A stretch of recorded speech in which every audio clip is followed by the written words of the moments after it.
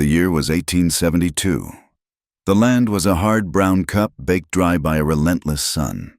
This was the high desert, a place that held no comfort and offered no forgiveness.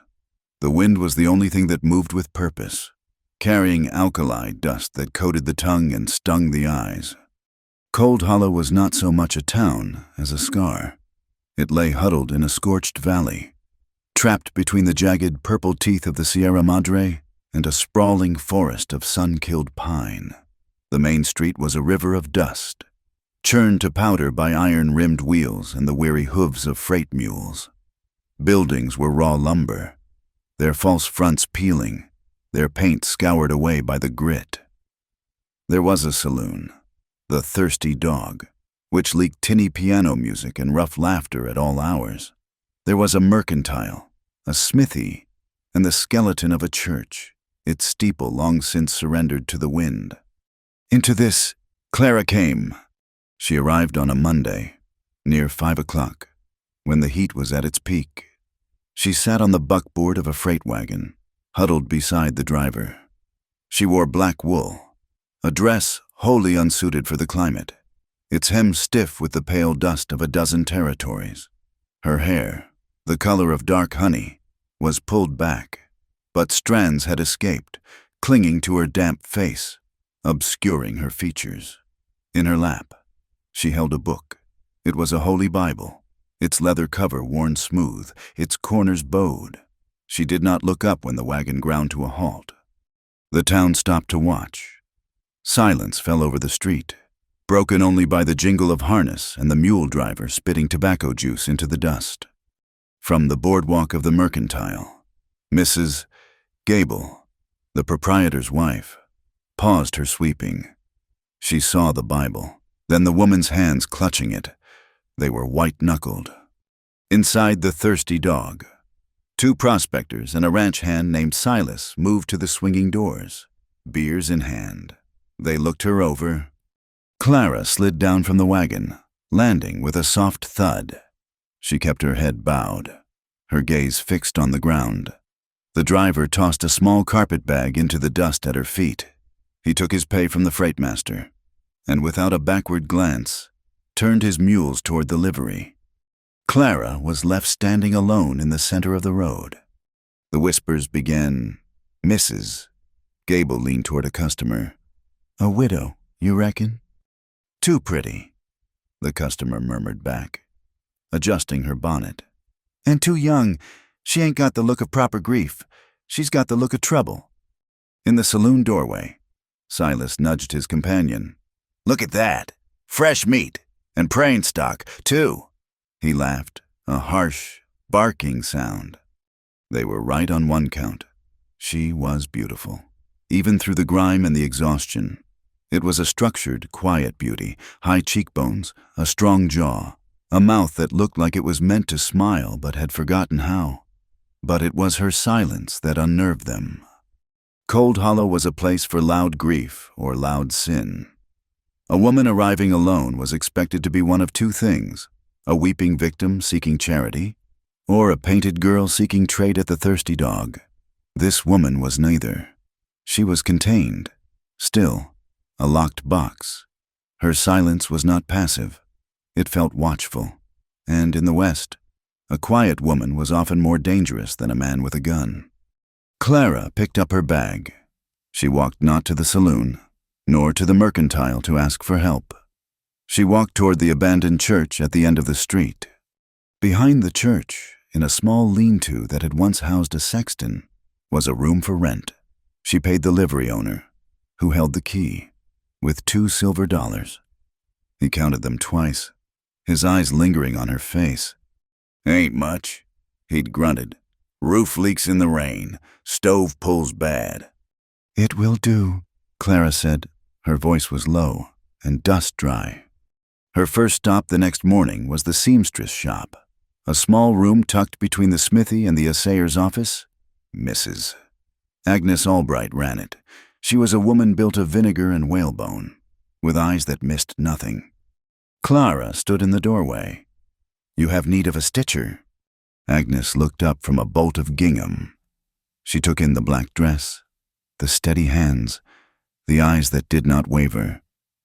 "Can you work a treadle? Can you do buttonholes?" Clara stepped inside. She picked up a scrap of canvas and a needle. In 5 minutes, she had produced a row of stitching so small, so perfectly even. It looked like a machine had done it. Agnes pursed her lips. She did not like the woman's beauty. She did not like her silence, but she was overworked, her fingers stiffening with rheumatism, and the stitching was undeniable. "Board in the back room," Agnes said, pointing to a curtain. 50 cents a day. You'll eat with me, no visitors, no drink, and you'll attend services. Should we ever get a preacher back? "Thank you, ma'am," Clara said, and so her new life began. She lived in the back room of the shop, a space that smelled of cut thread and starch, and slept in the cold. Silent room behind the church. She worked 12 hours a day, her fingers flying, her head bent over her work. She spoke only when required. To the women who came in for fittings, she was a ghost, a quiet presence who knelt at their hems and took pins from her mouth. The town watched, and their suspicion grew. She was too reserved. She asked for nothing. She received no mail.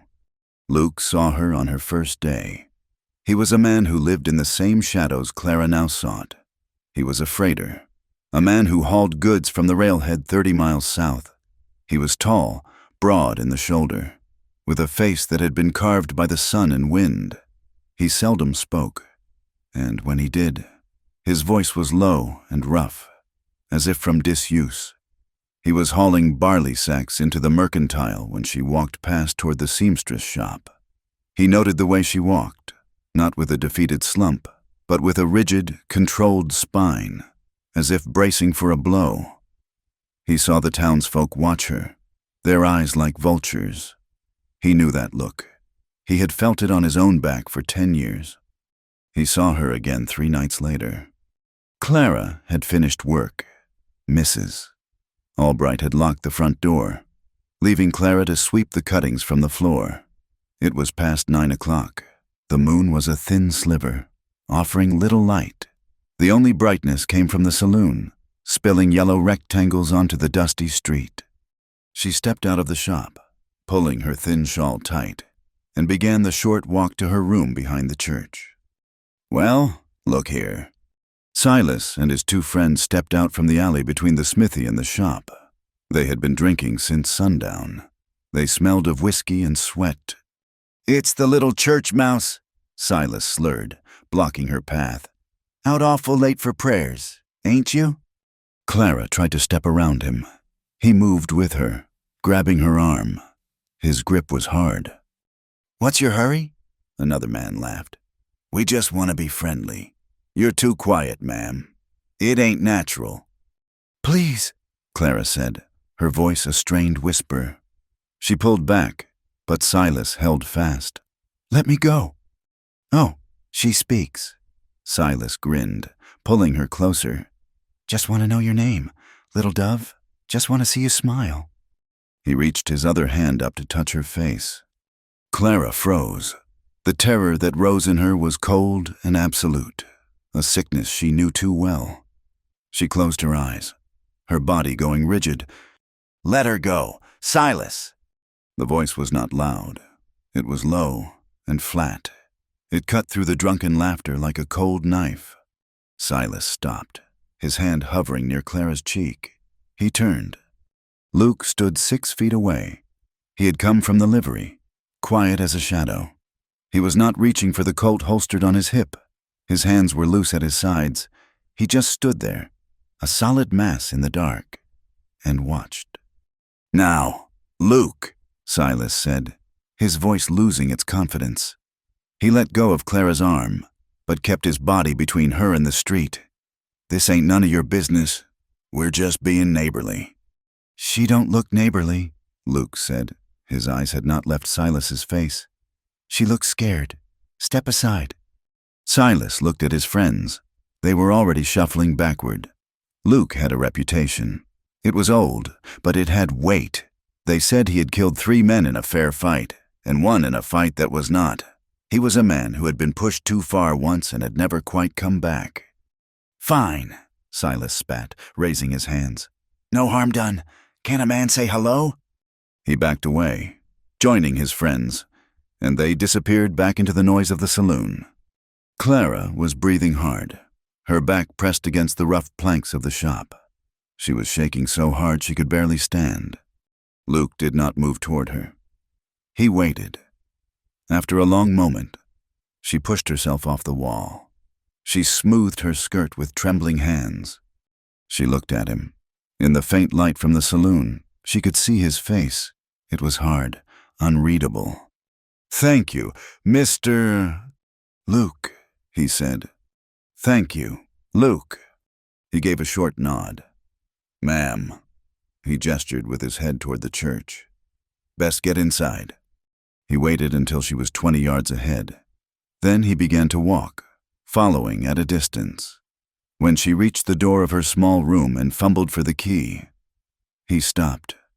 She unlocked the door and slipped inside, closing it without a backward glance. Luke stood in the dark for another minute, listening. He heard the bar drop inside. Then he turned and walked to his own small cabin at the edge of town. They spoke again 2 days later. He was loading freight, and she was sweeping the boardwalk in front of the seamstress shop. "Ma'am," he said, nodding as he passed. "Mr. Luke," she replied, her eyes on her broom. The brief exchange became a ritual, a nod, a quiet greeting. One afternoon, he was waiting for the freight master to sign his ledger. Clara was outside, shaking out a quilt. "You plan on staying long?" he asked. The question was blunt, but his tone was not unkind. Clara stopped, her hands clutching the quilt. She looked at the mountains, their peaks sharp against the pale sky. "I have nowhere else to be," she said. "This is a hard place for a woman alone." She looked at him then. Her eyes were a deep, unsettled gray. "It is a hard place for everyone." She turned to go back inside. "You got kin?" Luke asked, surprising himself. Clara paused, her hand on the doorknob. She did not turn around. "My husband is dead. I'm sorry for it." She was silent for a long time. "He was a minister. We were on a train near Santa Fe 3 months ago. There were robbers. The train left the tracks. They said he was gone." She recited the words calmly, like a lesson learned by heart. "I had no people back east. I came here to start over." Luke watched her. He heard the story. He also heard the spaces between the words, the things she did not say. The territory was full of people starting over. It was a convenient excuse. He didn't care about the truth of it. He cared about the weight she carried. He could see it in the set of her shoulders. It was a weight he recognized. "This ain't much of a place to start," he said quietly. "It is a place to be," she replied, and she went inside. Luke found himself thinking of her. He was a man accustomed to solitude. He had spent years alone, preferring the company of his mules and the vast, empty desert to the complicated, noisy lives of people. He had fenced himself in, his past a high, sharp wall. But the woman's silence called to him. It was not the empty silence of the desert. It was a silence that was full, heavy with unspoken things. It was a silence that matched his own. A week later, a storm blew in. It was a dry, violent storm that brought wind and lightning, but no rain. The sky turned a bruised yellow. The wind howled, rattling the windows of the shop. Clara was in her small room behind the church. She had been clumsy, her nerves frayed by the shrieking wind. A stack of firewood had toppled in her small kitchen area, and in trying to catch it, she had slipped. Her arm had struck the sharp corner of the cold iron stove. It was a clean, deep gash, just below her elbow. It bled freely. Clara looked at it with a detached calm. She went to her wash basin, poured water from the pitcher, and added lye soap. She scrubbed the wound. Her teeth gritted against the sting. The bleeding would not stop. She sighed. She went to her small sewing basket. the one she used for her own mending. She selected a fine, sharp needle and a length of dark thread. She poured the last quarter-inch of whiskey from a small medicinal flask onto the wound, hissing as it burned. Then she sat at her small table, angled her arm into the light of the single oil lamp, and began to stitch her own skin. She was on the third stitch, her hand steady, when a hard knock came at the door. Clara jumped, the needle biting deep. She gasped, dropping it. Blood welled up. The knock came again, heavier this time. "Mrs. Clara?" It was his voice. "Luke." She froze. "No one came here. No one." "Ma'am?" he called again. "You all right? I saw your light. The wind's picking up." Clara stood, hiding her arm in the folds of her skirt. She went to the door, her heart a cold stone in her chest. She did not open it. "I am fine, Mr. Luke." "I saw you fall earlier," he said through the wood. "By the woodpile. You hit your arm." She had stumbled that afternoon, carrying wood, but had thought no one saw. "It is nothing," she said. There was a pause. "I brought some bandages, clean linen, and some carbolic powder." Clara stared at the door. The wind screamed outside, rattling the latch. She thought of the needle and the black thread. She thought of the infection that could set in. Slowly, her hand trembling, she unbarred the door and opened it a few inches. Luke stood on the step, his hat in his hand. The wind whipped his hair across his face. He was larger than she remembered. He held out a small, cloth-wrapped parcel. "Here," he said. She reached for it, and, as she did, her sleeve fell back. The lamplight from the table caught the raw, half-sewn gash on her arm. She tried to pull it back, but he had already seen it. His eyes, dark in the shadows, dropped from her face to her arm. He saw the wound. He saw the needle and the bloody thread still sitting on the table behind her. Clara braced herself, for pity, for disgust, for questions. Luke did none of those things. His expression did not change. He did not look shocked, or even surprised. He looked at her arm the way a man might look at a broken harness, a problem to be solved with practical skill. His gaze lifted, very slowly, and met her eyes. The silence that fell between them was immense. It was deeper than the wind, deeper than the dark. In that one look, something passed between them. It was a raw, silent understanding. He did not see a frail woman. He saw the grit. He saw the needle and thread. He saw the self-reliance that was born of absolute loneliness. And he recognized it. Clara felt her breath catch. Her skin prickled. Not from the cold, but from his gaze. It felt as if he had peeled back her skin and looked straight at the broken, hidden thing inside. He pushed the parcel gently into her hand. His fingers, calloused and rough, brushed hers. "It will fester if you use sewing thread," he said. His voice was rough. "The powder will keep it clean. Use the linen."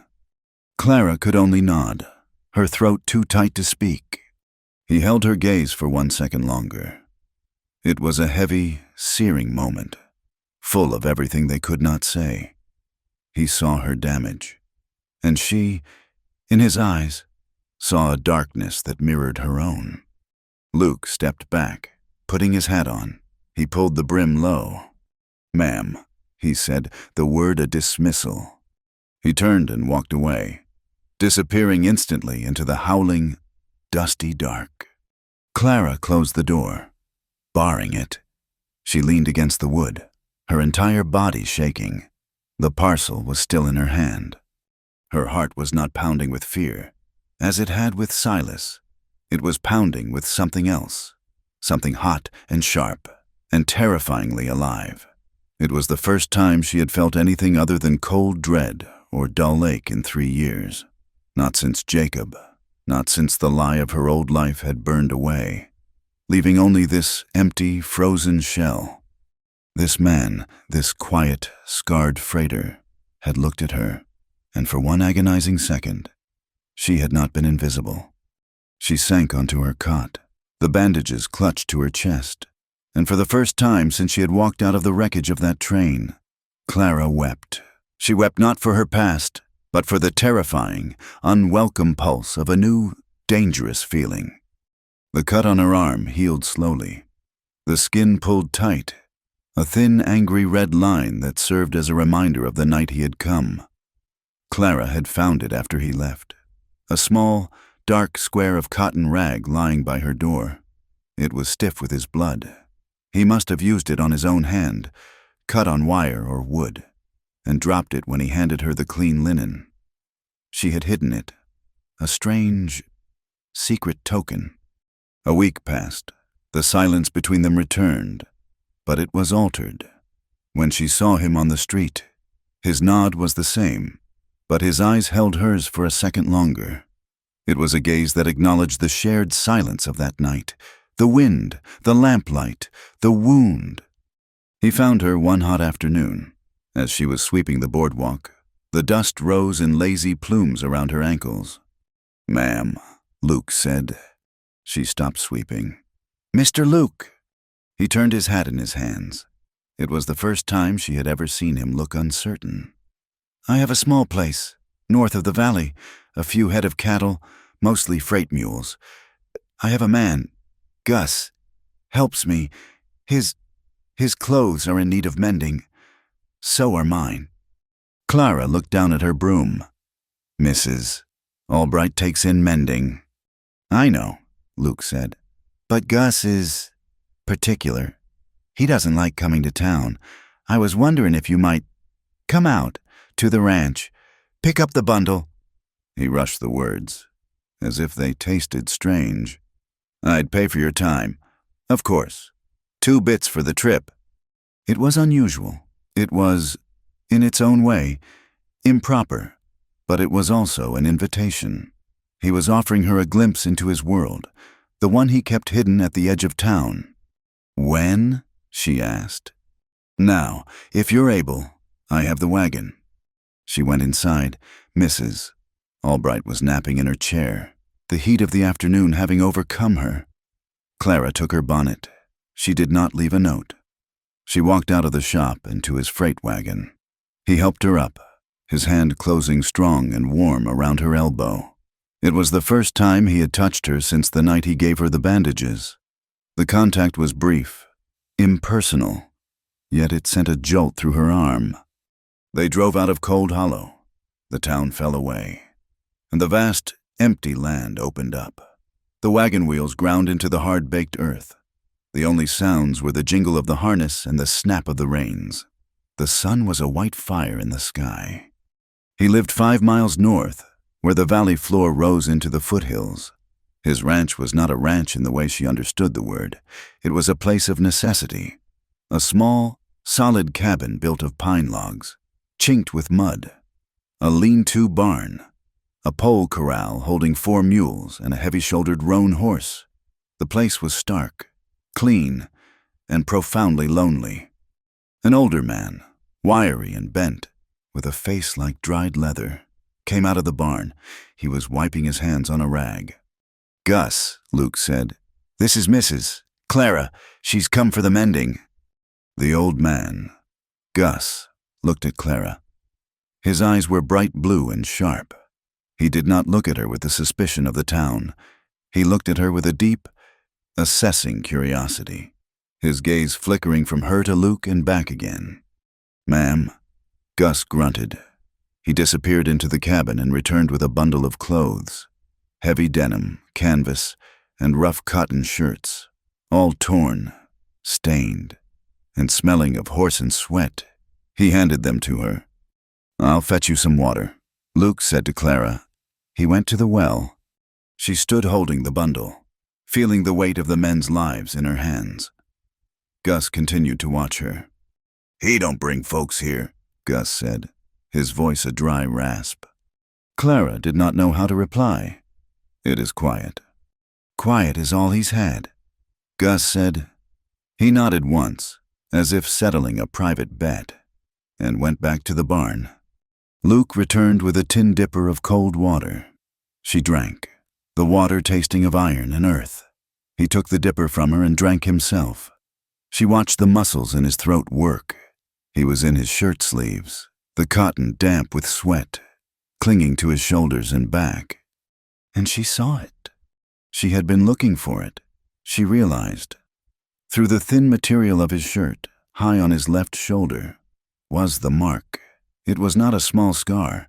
It was a large, puckered, violent disruption of the skin, a place where the flesh had been ruined and healed badly. It pulled the fabric of his shirt tight, a permanent knot of old pain. He finished drinking and saw where she was looking. His body stiffened. He turned slightly, as if to hide it. Clara swallowed. The silence was absolute, broken only by the distant buzz of horseflies. She had no right to ask. It was his, as her past was hers. But the question came out anyway. A whisper. Your shoulder, that mark. Luke's face became hard, the lines around his eyes deepening. He looked away from her, toward the sharp, purple line of the mountains. His hand went up, not to the scar, but to the back of his neck, a gesture of profound defensiveness. A man pays for his mistakes, he said, his voice flat. Was it a mistake? She asked, her voice just as quiet. He was silent for a long time. The wind moved through the dry pines, a low, mournful sound. I did the right thing, he said, the words costing him. At the wrong time. He turned and tossed the dipper into the water barrel. The sound was loud, final. The sun's high. I should get you back. The subject was closed. The wall that had lowered slightly between them was back, higher and thicker than before. She knew that kind of answer. It was an epitaph, a warning. It was the end of a story he would never tell. The ride back to Cold Hollow was heavy. Clara sat clutching the bundle of mending, her mind replaying his words. The right thing at the wrong time. She knew what that meant. It meant consequences that never ended. It meant a debt that could never be paid. She looked at his profile as he drove, the hard line of his jaw, the unreadable set of his eyes. He was a man defined by a single, violent moment. She wondered, with a cold dread, if she was too. That night, in her small room, she worked. She lit her lamp and began to repair the torn clothes. The denim was thick, resisting the needle. Her fingers ached. She patched the canvas. She reinforced the seams of the shirts. The work was honest. It was real. She thought of his scar. She thought of the loneliness of his cabin, a place built to keep the world out. She paused her sewing. From a small wooden box where she kept her thread, she took out the dark, stained rag he had left behind. She poured the last of the clean water from her pitcher into the basin. Water was precious, rationed from the town well, but she did not care. She dipped the rag. The dried blood, his blood, dissolved slowly. It clouded the water, turning it a faint, rusty brown. She worked the cloth between her fingers, her touch gentle, almost reverent. She scrubbed the fabric against itself until the dark stain was gone, leaving only a pale brown shadow on the rough cotton. It was the most intimate act she had performed in years. She was washing away a piece of his pain, a secret she held while he was miles away, alone in his cabin. It was a connection. It was a prayer. She rinsed the cloth, wrung it out, and laid it flat on her table to dry. The heat held for 2 more weeks. The sky was a pale, blinding sheet of white. The town became irritable, tempers shortening with the shadows. Then, the air changed. It happened overnight. A thickness came into the air, a heavy, damp pressure that made it hard to breathe. The sky turned the color of a fresh bruise, a sickly greenish purple. And the wind, when it came, was not the usual dry, dusty wind. It was cold, and it smelled of ozone and wet earth. By 5 o'clock, the storm broke. It was not a gentle rain. It was a biblical deluge, a violent assault. Rain came down in solid, horizontal sheets, driven by a wind that screamed like a dying animal.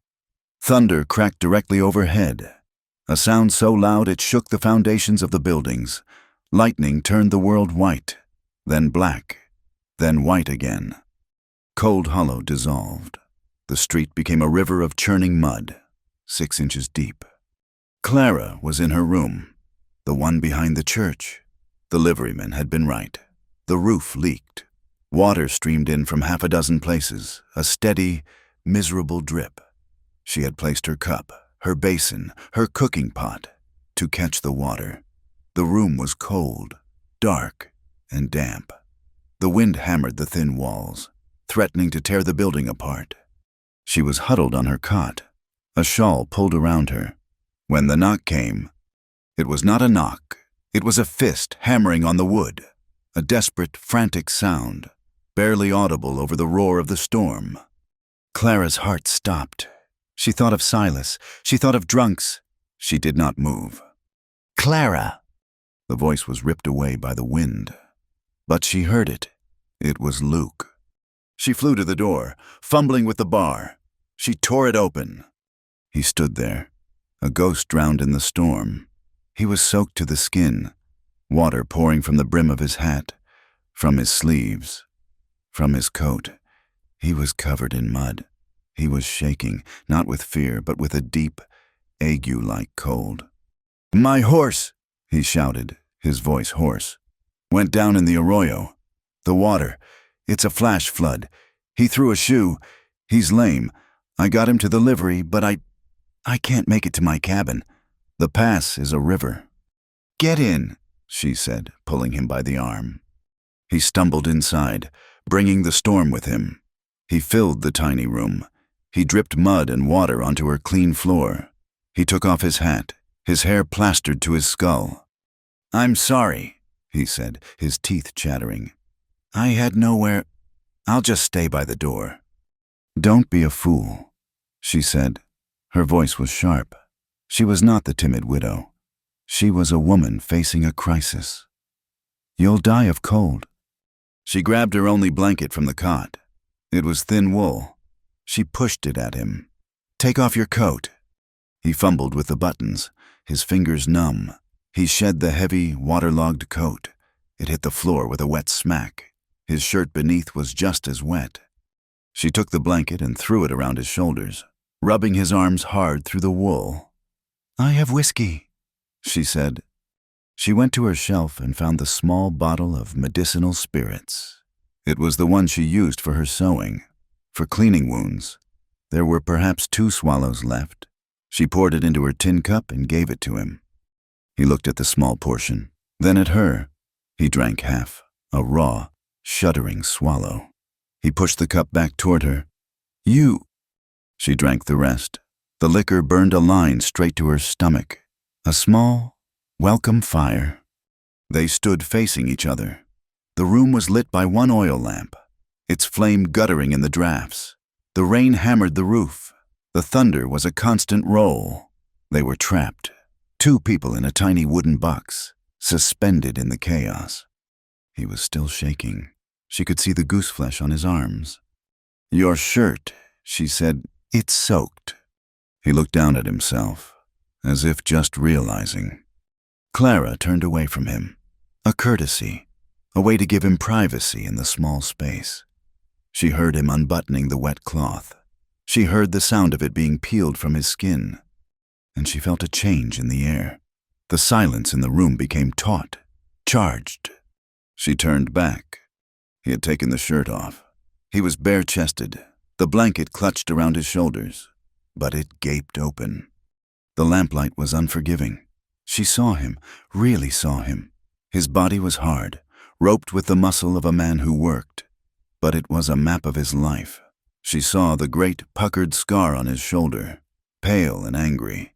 She saw a dozen other smaller scars, a thin white line across his ribs, a starburst mark on his forearm. Luke had not been close to a woman in this way for 10 years. He stood, exposed, vulnerable, and watched her look at him. He watched her eyes trace the damage. He saw her take in the reality of him. She, too, was wet. The water from his coat, from his hair, had splattered her. Her own simple dress was damp, clinging to her. Her hair was coming loose, dark honey strands curling around her face. He took a step. The blanket fell from one shoulder. He reached out his hand, his fingers calloused and scarred, and hovered. Not touching her, he just wanted to feel her warmth. She looked at his face. The hardness was gone. In its place was a hunger so profound, so starved, it mirrored her own. It was not just for a body. It was a hunger for contact, for an end to the crushing, absolute loneliness. She saw the war in his eyes, the desire and the hard-bitten restraint. He was a man holding himself on a tight leash. Clara felt something in her break, the dam of her control, the ice she had packed around her heart. It all fractured. She whispered it. Her voice was the sound of breaking glass. "If you don't touch me tonight, I will fade away." It was the truest thing she had ever said. It was not a seduction. It was a plea. She was a ghost, and she needed his hands to prove she was still real. His hand trembled in the air between them. He saw her. He saw the bruises, faint yellow and purple, high on her collarbone, left by Jacob's hand weeks before she fled. He saw the desperation in her eyes. He saw the sin she was inviting. A spasm of pain crossed his face. He closed his eyes. He lowered his hand. He took a step back, his bare back hitting the cold, damp wall of her room. "I don't want to regret this," he gasped. The words were strangled, torn from his throat. It was not a rejection of her. It was a rejection of the consequences. It was the echo of his scar. The right thing at the wrong time. The fight went out of her. She understood. He was not a man who could take what he wanted. He was a man who knew, better than anyone, what taking cost. She moved toward him, the last of her strength gone. She did not reach for him in passion. She fell against him in defeat. Clara buried her face in the hollow of his neck, her hands clutching his arms. "I am already guilty," she murmured into his skin. It was a confession of her past, of her wanting him. It was an absolution. He flinched at her words. Then his arms came up. He wrapped them around her, pulling her tight. He held her. He just held her. His body was cold, but the heat flared where they touched. He held her as if she were the only solid thing in the storm. He was shaking, or she was. They both were. They stood like that for a long time, the storm raging around them, a world of chaos outside their small, quiet embrace. Finally, the cold became too much. He was shivering violently. There was a long wooden bench against the wall, a simple settler's bench that she used for sitting and mending. He didn't let her go. He kept one arm around her and guided them both to the bench. He sat, pulling her down with him. He was still half naked. She was still damp. He reached for the thin blanket, the one she had first given him, and pulled it from the floor. He wrapped it around them both, cocooning them. He pulled her close, so her head rested on his shoulder. He rested his cheek against the top of her hair. They sat in the dark, the lamp guttering, the pots on the floor filling with rainwater. They did not speak. They did not move. They just breathed. Sometime before dawn, as the storm quieted to a steady, pounding drum, they fell asleep. Their arms were around each other. They had not crossed the line. They had simply found, for a few hours, a sanctuary. He awoke before dawn, to the gray, watery light of a world washed clean. The rain had stopped. The only sound was the steady drip of water from the eaves. Clara was asleep on his shoulder, her breathing deep and even, her face soft in the half-light. She looked younger, the hard lines of fear and grief eased by exhaustion. He felt a sharp, painful tightness in his chest. It was a feeling he had not allowed himself in 10 years. Tenderness. It felt like a betrayal of his own solitude. He sat for a long time, unmoving, his arm numb beneath her weight. He studied her face, the dark sweep of her eyelashes against her cheek. He had told her he did not want to regret this. He had held the line, but sitting there, in the cold, damp intimacy of her room, he knew he had failed. He had not touched her, but he had let her in. He had shared his space, his silence. He had held her while she slept. It was a line crossed all the same. He had to go, carefully, so as not to wake her. Luke shifted his weight. He eased her head from his shoulder and gently laid her back against the hard wall, propping her upright on the bench. He took the blanket they had shared and tucked it tightly around her. He stood, his muscles stiff, his body aching with cold. He found his wet shirt, now mostly dry, and pulled it on. He put on his coat, picked up his hat, and looked at her one last time. Then, as quietly as he had come, he unbarred the door and slipped out. The street was a nightmare. The river of dust was now a thick, pulling river of mud, knee-deep in places. The sky was the color of lead. It was just past 5 in the morning. He did not think he was seen. He was wrong. Mrs. Gable, who owned the mercantile, had been awake all night. The storm had flooded her root cellar, and she had been peering through her front window, assessing the damage to the boardwalk. When she saw him, she saw Luke, the freighter, the killer. She saw him emerge not from the street, but from the churchyard. She saw him close the door to the small sexton's room, the room where the new widow lived. Mrs. Gable watched him wade through the mud, his head down. She noted the set of his shoulders. It was not the walk of a man coming from a simple errand. It was the walk of a man leaving a place he had no business being. By the time Clara awoke, an hour later, alone and cold on the bench, the story was already taking root. By 9 o'clock, when she walked to the seamstress shop, her eyes red-rimmed and her face pale, the whispers had begun. They started in the mercantile. Saw him. Mrs. Gable told 2 customers. Clear as day. Leaving her room at sunrise. Shameless. They moved to the smithy. The quiet one, eh? The blacksmith laughed. Always the quiet ones. By noon, the thirsty dog was loud with it. Silas, drinking his breakfast, slammed his glass on the bar. I knew it. He slurred to the room. Knew she was bad stock, playing us all for fools with that Bible and that black dress. It's him I worry on. Another man said, he's mean enough sober. A man like that gets a taste for regular comfort. He gets possessive. He's trouble. The rumor solidified, hardening into fact as the sun rose. It was simple. It was ugly. The quiet widow and the killer cowboy were shacking up. Clara felt it instantly. When she entered the shop, Mrs. Albright did not greet her. The old woman looked at her, her eyes like chips of ice, and simply pointed to a pile of mending.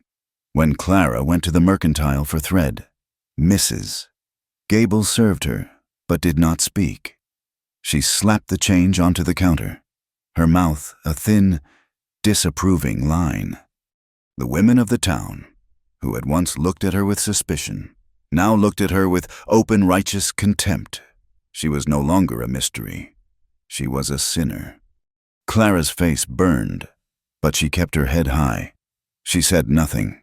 She retreated into the work, the needle in her hand a small, familiar anchor. She did not see Luke for 2 days. On Wednesday, the stagecoach, 2 days delayed by the flooded roads, finally rolled into town. The town gathered, eager for mail, for news, for any distraction. A man stepped out. He was not a cowboy, nor a prospector. He wore a clean black suit, a string tie, and a round-brimmed hat. He was small, with a thin, sharp face and eyes that darted everywhere, taking in the mud, the saloon, the peeling paint. He carried a carpet bag and a heavy Bible.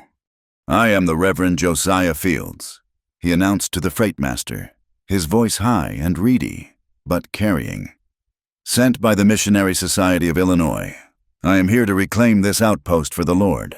I am here to reopen the house of God. He meant the abandoned church. A small, grim smile touched Mrs. Gable's lips. Well, Reverend, she said, stepping forward, you've come at the right time. This town is in sore need of cleaning. The town, eager to prove its piety and eager for the drama, rallied. For 3 days, they worked to repair the church. They patched the roof, replaced the broken windows, and scrubbed the floors. Clara was trapped. Her room was attached to the building they were healing. She heard them, the hammers, the voices, the laughter. She stayed in the seamstress shop until dark, then slipped into her room like a thief. Her food a small parcel of bread and cheese. Sunday came. The bell, silent for 3 years, rang out, its iron voice cracked and hollow. "Mrs. Albright turned to Clara. "You will attend. It is not proper. The Lord's house open and you not in it. We will all go." It was a command. Not going would be an admission. It would confirm the rumors. It would be a slap in the face to the town that was already shunning her. Clara put on her black dress. She combed her hair. Her hands were shaking. She felt a cold, familiar dread settle in her stomach. She felt like a prisoner being led to her own trial. The church was full. The pews were packed. Mrs. Gable sat in the front, her face a mask of piety. Clara slipped into the very back pew, near the door, keeping her head bowed. She did not see Luke. He was not a church-going man. The Reverend Josiah Field stepped up to the pulpit. He was small, but the pulpit made him tall. His eyes burned. He began to preach. His voice was a whip, cracking over their heads. He spoke of sin. He spoke of the wickedness that festered in dark places.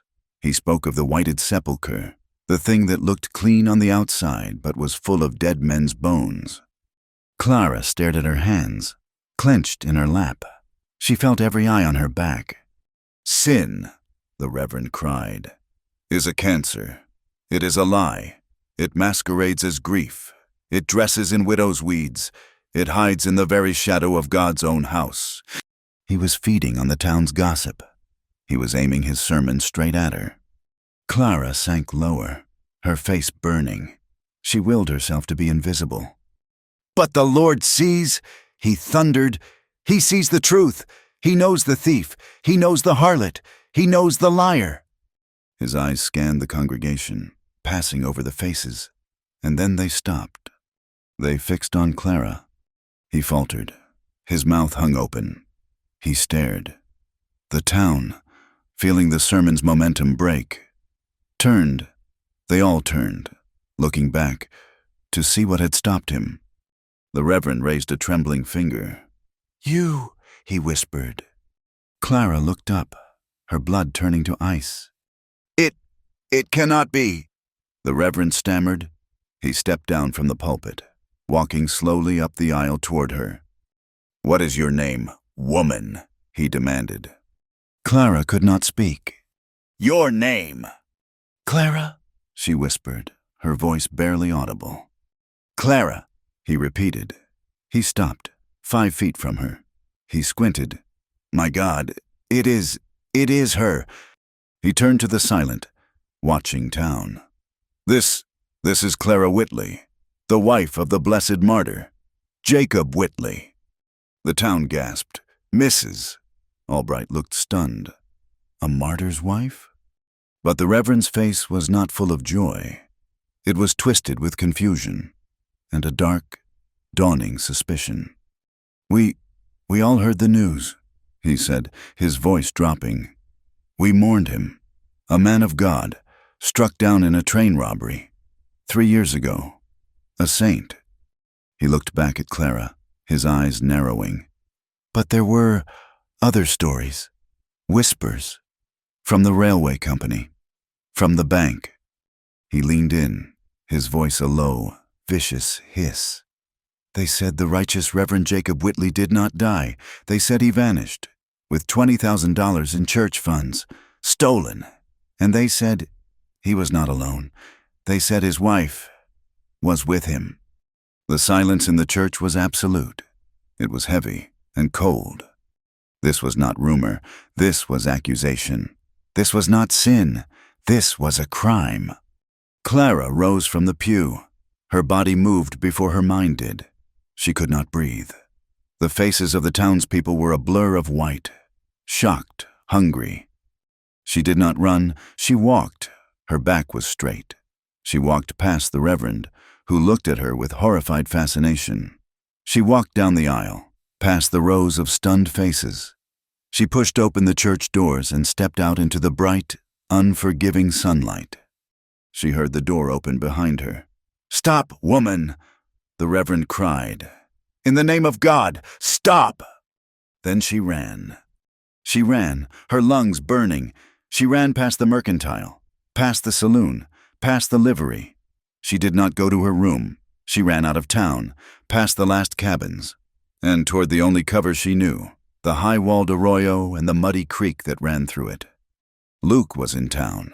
He was checking the freight manifest at the stage office. He had seen the town flock to the church. He had heard the bell. He had stayed away. He saw the church doors fly open. He saw Clara run. He did not need to know why. He had seen that run before. It was the run of a cornered animal. He let her get a lead. Then he followed. He did not run. He moved with a long, ground-eating stride, his eyes on the tracks she left in the still damp earth. He found her an hour later. She had followed the creek bed for 2 miles, into the foothills, to a place where the willows grew thick. She was huddled on the ground, her back against a rock, her arms wrapped around her knees. She was not crying. She was rocking back and forth, her eyes wide and staring, her breathing a series of short, shallow gasps. He stopped 20 feet away. He made a small sound, scuffing his boot on the gravel, so as not to startle her. She flinched, her head snapping up. When she saw him, the terror did not leave her face. "Go away, Luke," she said. Her voice was dead. "Go away. They're right. I'm poison." "The preacher," Luke said. He did not move closer. "I heard him. He called you a thief." "He is," she whispered. She was looking past him, at the canyon wall. "Jacob, he's a thief. He said Jacob is alive." "I don't know," she cried, her control breaking. I thought he was dead." Luke waited. The wind moved through the willows. "He's alive," she said, the words a terrible confession. "He must be, or they wouldn't be looking for him." "Tell me." Luke said it was not a request. And she did. The story poured out of her, the words tumbling over each other, the poison of 3 years finally draining. She told him about Jacob, the minister, the man she had loved, how he had changed, how he had become obsessed with the money, with the waste of the ministry. He had a plan, a glorious plan, to take the church's expansion fund, $20,000, and move to California, to start a new, true church. He said it was God's will." She choked, her hands twisting in her lap. "He said we were chosen." She told him about the robbery. Jacob had planned it. His Confederates would stop the train, take the money, and stage his death. "I told him no," she said, her voice dropping. "I told him it was a sin. I would not be part of it. We fought in the hotel before we left for the station. He hit me." She touched her collarbone, the memory of fresh pain. "He told me I was his wife. I would obey. He dragged me to that train." "But the train wrecked," Luke said. "It went wrong," she whispered. Something went wrong. There was shooting, real shooting. I don't know if they were his men or if real robbers showed up. The train, it buckled. The car, it went off the tracks. It rolled down an embankment. She was shaking. It was dark. People were screaming. Fire. I crawled out. I looked for him. I had to find him. I found him. He was pinned under a heavy support beam. The car was on its side." She stopped. She was back there, in the smoke, in the dark. "I thought he was dead," she said, insisting. "I did." "You thought he was dead," Luke repeated. His voice was flat. "Did you check?" Clara looked at him, her eyes wide with the horror of the memory. I got close. He wasn't moving. There was blood. Did you check Clara? Luke's voice was quiet, but it was relentless. His eyes, they opened. She whispered. He saw me. He grabbed my ankle. His grip was like iron. He said, "You'll hang with me. Clara, you'll hang." She was sobbing now. He wasn't dying. He was smiling. He was going to drag me down with him.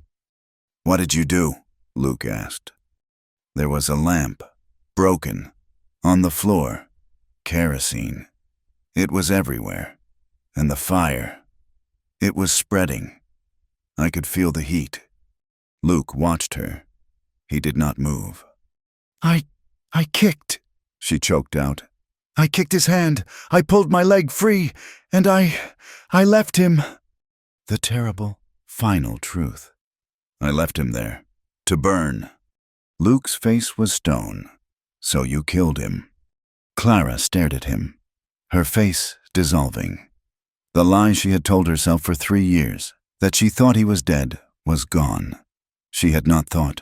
She had known. She had acted. She nodded. A single, violent, self-hating gesture. Yes. Luke did not look away. He did not look shocked. He did not look disgusted. He had seen men die. He had caused it. He recognized the brutal calculus of survival. He simply nodded, a slow acceptance of the fact. He came closer, kneeling in the dirt in front of her. "Does anyone know?" he asked, his voice low. "What?" she wept. "That you left him. Did anyone see?" "No one. Only God." "God ain't in Cold Hollow," Luke said. "But that preacher is, and he thinks your husband is alive, which means the law thinks he's alive. They're not looking for a dead man. They're looking for a thief and his accomplice." "Me," she whispered. "They think I have the money?" "Yes," Luke said. "You can't stay here. That preacher, he's already at the sheriff's office. You're not safe." He stood up, pulling her to her feet. She was shaking, unsteady. "What do I do?" "We'll go," he said. The word hung in the air. "We?" "I'll take you north, over the pass. There's a rail line at 3 Forks. You can get to Oregon. Start fresh. For real this time." They'll look for you," she said. "They'll say you helped me." "Let them," he said. He looked back toward the town. "We leave tomorrow morning, before first light." Where do I go? I can't go back to my room." "No," he said. He took her arm. "There's a place, an old hunting cabin, high in the pines. No one goes there. You'll be safe for the night." He led her away from the creek, climbing the steep side of the canyon. It was a hard, grueling climb. He half pulled her, his grip on her arm sure and steady. The cabin was tiny, just a single room, built of rough-hewn logs. It smelled of pine needles, old smoke and dust. But it was hidden. Night fell. The air in the mountains was sharp and cold. Luke started a small, clean fire in the stone fireplace, the cabin filled with a smoky warmth. They sat on the floor, on opposite sides of the hearth. The firelight flickered between them. The confession was a living thing in the small room. She had told him her deepest, darkest sin, and he was still there. "I killed him," she said to the fire. "He was killing you," Luke said, his voice rough. "You just finished it. You did what you had to do." She looked at him. His face was shadowed, the firelight catching the high, hard line of his cheekbone. "And you?" she asked, her voice quiet. "Your scar, the right thing at the wrong time. Did you kill someone?" He fed a dry branch into the flames. The fire flared, lighting his face. "Yes." She waited. "He was my sister's husband," Luke said. His voice was flat, devoid of emotion. "He drank. He was mean. I came home. He was beating her, badly. I told him to stop. He laughed. He went for his gun, so I stopped him. He touched his shoulder, where the scar was. The town called it murder. The sheriff was his cousin. They said I didn't have to kill him. I said I did. They gave me 10 years in Yuma. The scar. That was from a guard who didn't like my answer. He looked at her, his eyes dark. We all got things we don't talk about. Clara. They were the same. Marked, guilty survivors. The silence that fell was no longer empty. It was full. It was an understanding that ran deeper than words. He looked at her face, softened by the firelight, her hair loose, her eyes wide and haunted. He saw her beauty and her brokenness. He tossed his bedroll onto the floor, near the fire. "Get some sleep," he said, his voice gruff. "We leave before the sun." He turned his back to her, lying down, facing the wall. Clara watched him. He had given her his story. He had taken hers. He was saving her. She could not sleep. The fire died down to glowing red embers. The cabin grew cold. She was shivering. She moved. She crawled from her side of the hearth, across the rough floorboards, to where he lay. He did not move, but she knew, from the tension in his back, that he was awake. She lay down behind him on the narrow bedroll, not touching him, but so close she could feel the heat radiating from his body. "Luke," she whispered to his back. He was still for a long, agonizing moment. Then, slowly, he turned over to face her. They were inches apart. In the dim red glow of the embers, she could see his eyes.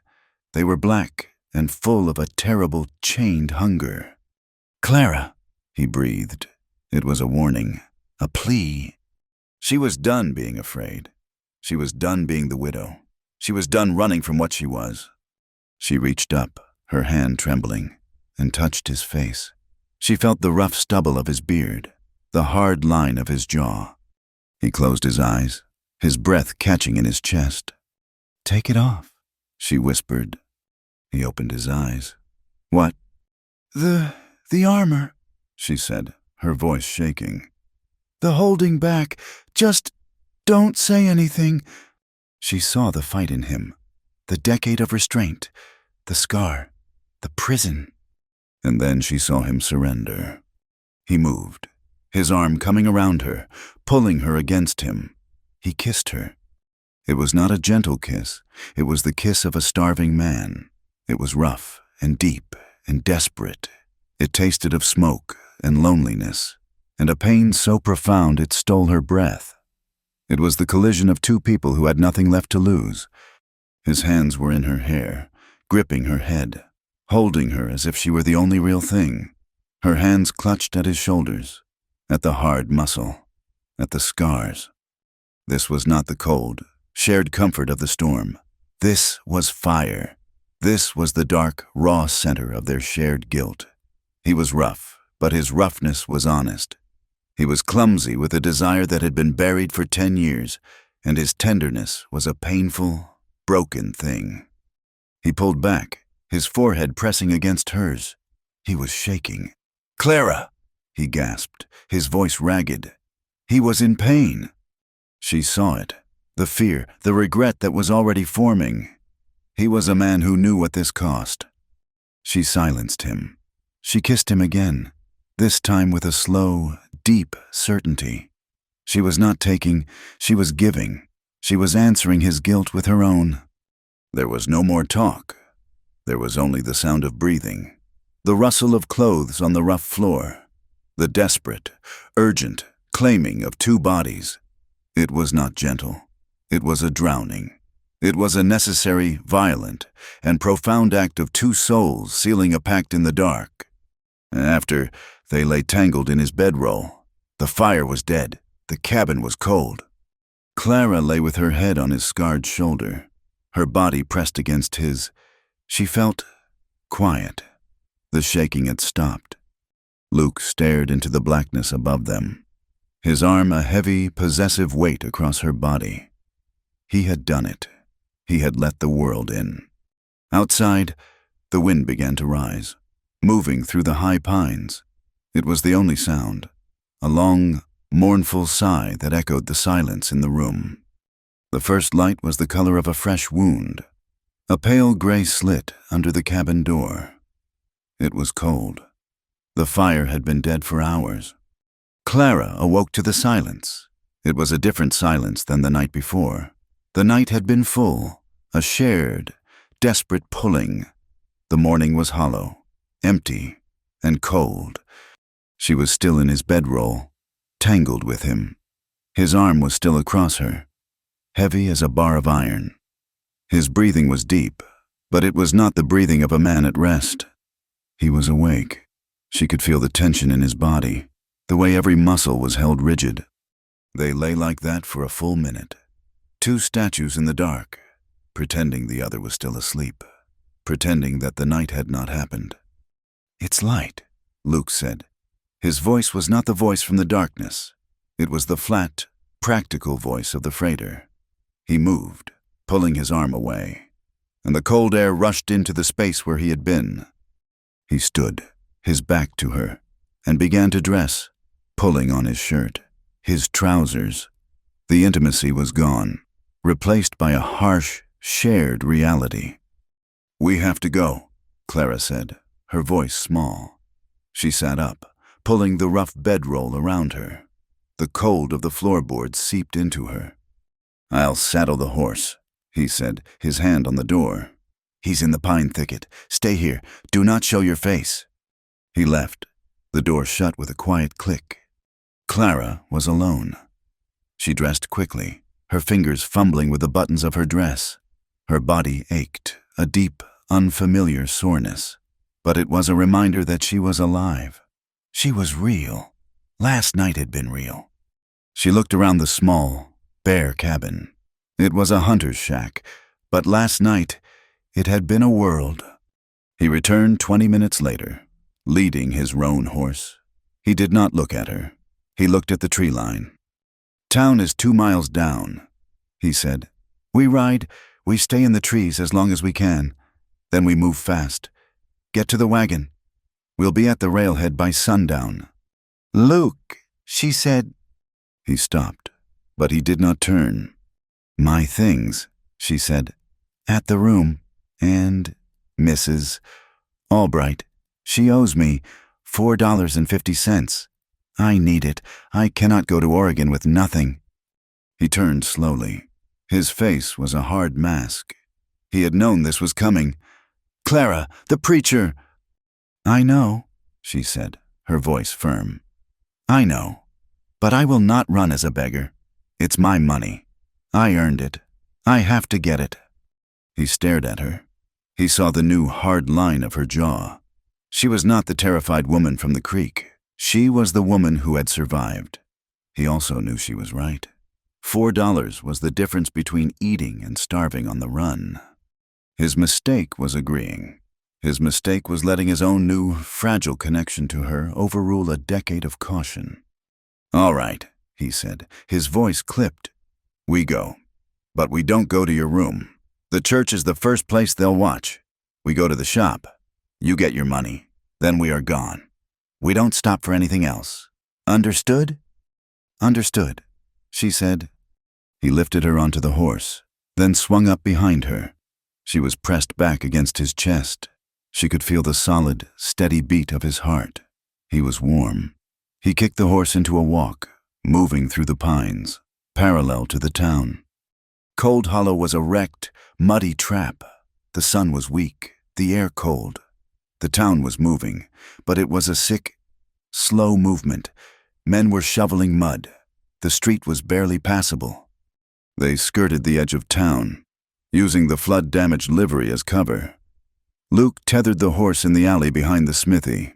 It was a narrow, dark space, smelling of coal smoke and wet garbage.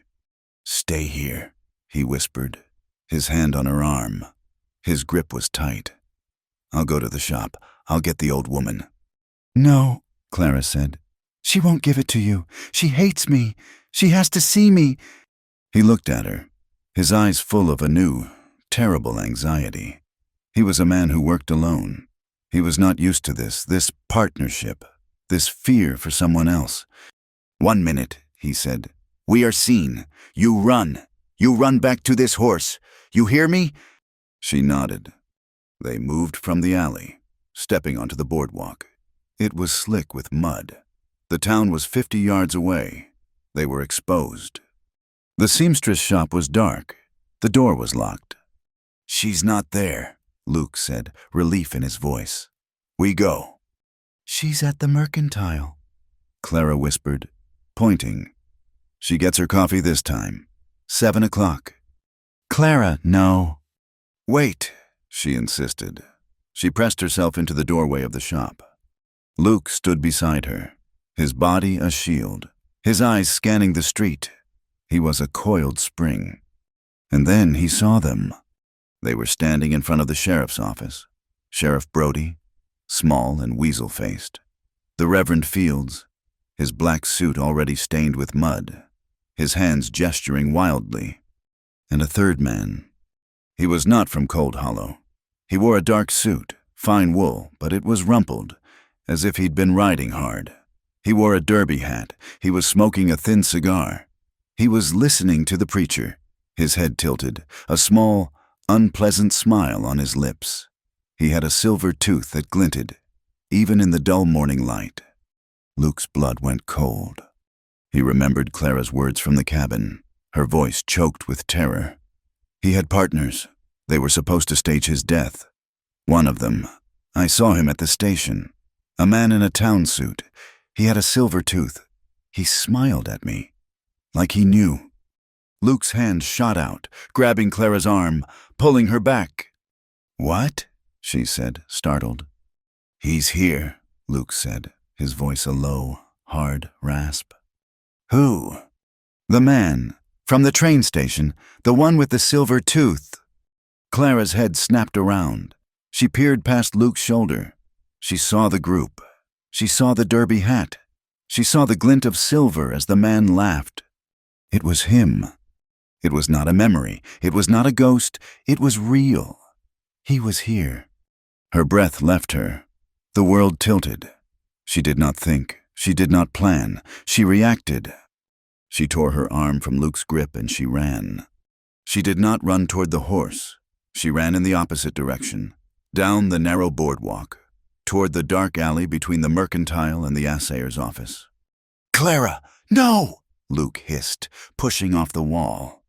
It was too late. The man with the silver tooth saw the movement.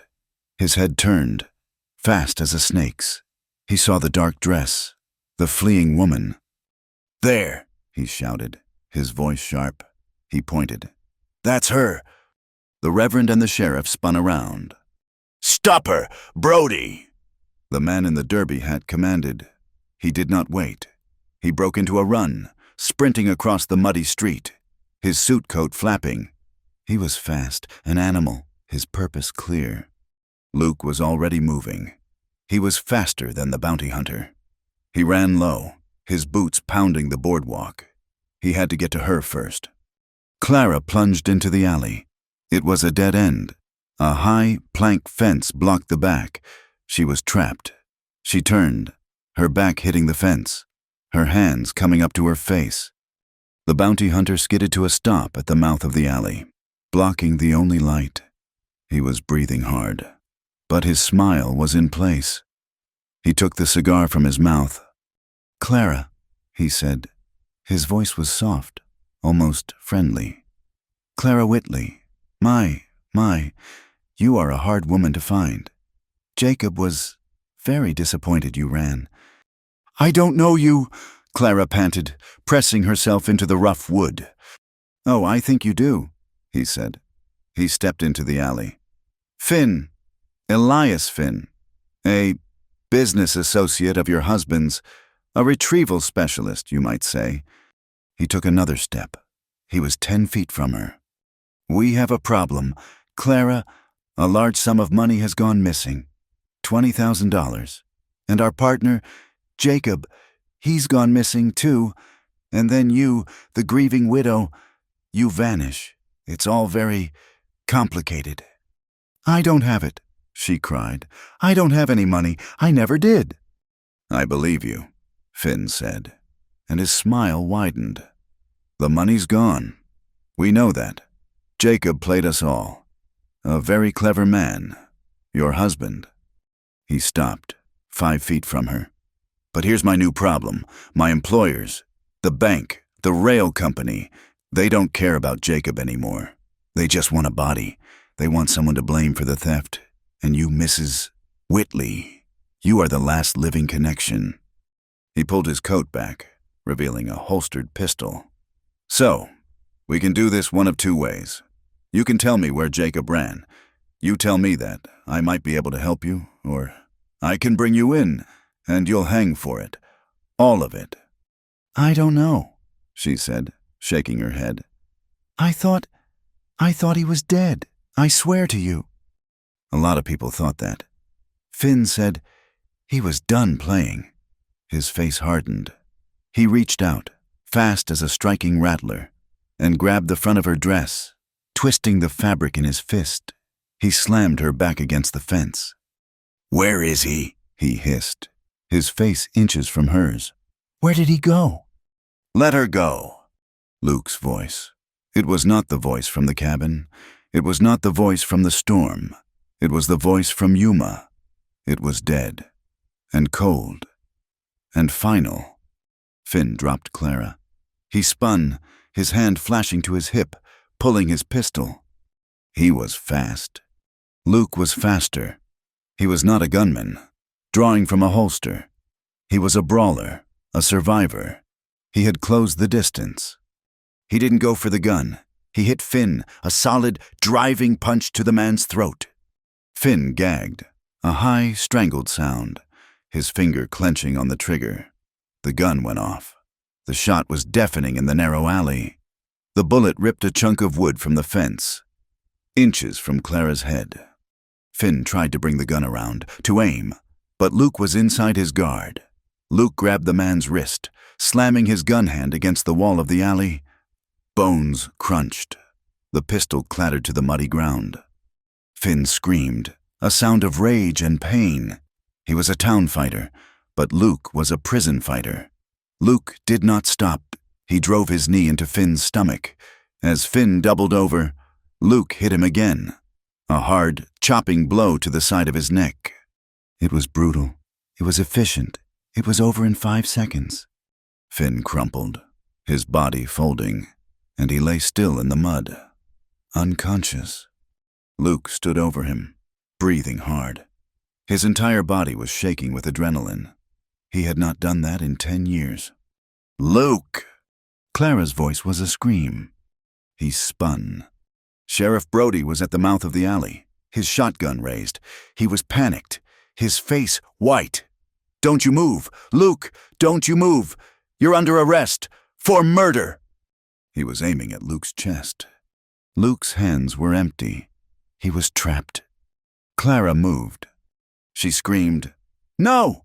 And she threw herself, not at the sheriff, but at Luke.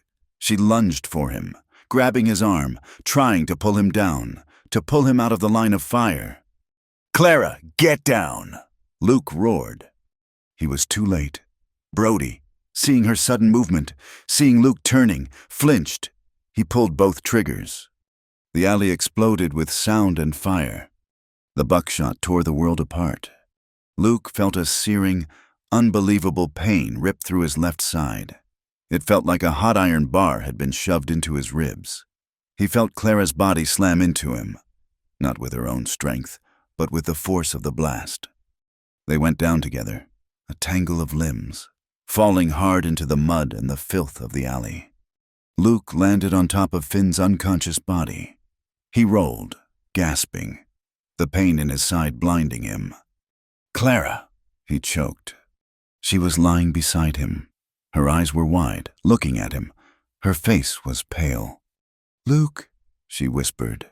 She reached up, her hand touching his face. Her fingers were wet. He looked down. Her dress, her shoulder, her side. It was dark, dark and wet and crimson. She hadn't just been hit. She had taken the center of the blast. She had been between him and the gun. "Oh, God," Luke breathed. "Oh God, Clara!" He heard shouting. "The preacher! The town!" "He's killed her!" Brody was yelling, his voice high and terrified. "He's killed them both!" Luke looked at Clara, her eyes starting to glaze. He looked at the mouth of the alley, where Brody was fumbling to reload. There was no time. There was no choice. He ignored the fire in his ribs. He looped his arm under Clara's back, the other under her knees. He lifted her. She cried out, a thin, broken sound as he moved her. "I'm sorry," he grunted. "I'm sorry." He stood, holding her against his chest. He turned his back to the mouth of the alley and ran. He ran at the dead-end fence. He did not try to climb it. He hit it with his shoulder, his full weight, plus hers.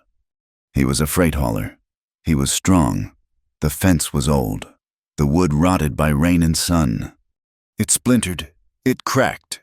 The crossbeam snapped, and a section of the fence exploded outward. Luke stumbled through the wreckage, into the back lot of the mercantile, still holding her. "Stop!" Brody screamed from behind him.